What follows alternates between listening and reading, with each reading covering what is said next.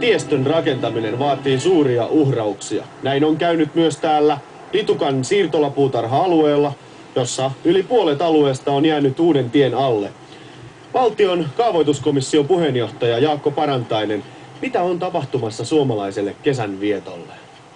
Nytpä tahdon olla pienen mookilla. Mä laulattaa aina maanantaisin. Joo, onhan tämä ikävähän. Tämä on tällainen murjominen, että perinteinen siirtolapuutarhakulttuuri jää pahasti jalkoihin. Vaikka eihän tämä mitään lomanviettoa tämmönen, että tuollaisissa paskahuusin kokoisissa kopperoissa asutaan 4 kuukautta. Tässä vieressä painaa 50 000 autoa minuutissa lyijyä kaaleita. Kyllähän ne sekaisin ollaan syksyllä, se on selvää. Onko teidän mielestä suomalaisilla muita mahdollisuuksia viettää kesäänsä?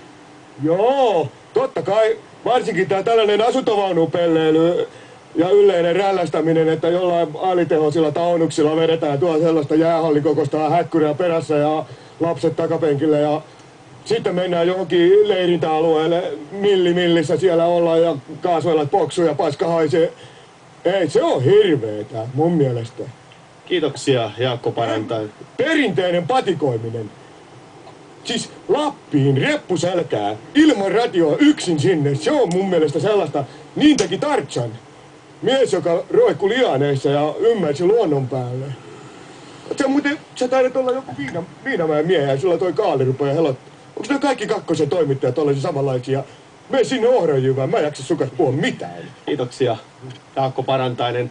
Tämä ympäristöryhdystä tällä erää tapaamme jälleen viikon kuluttua.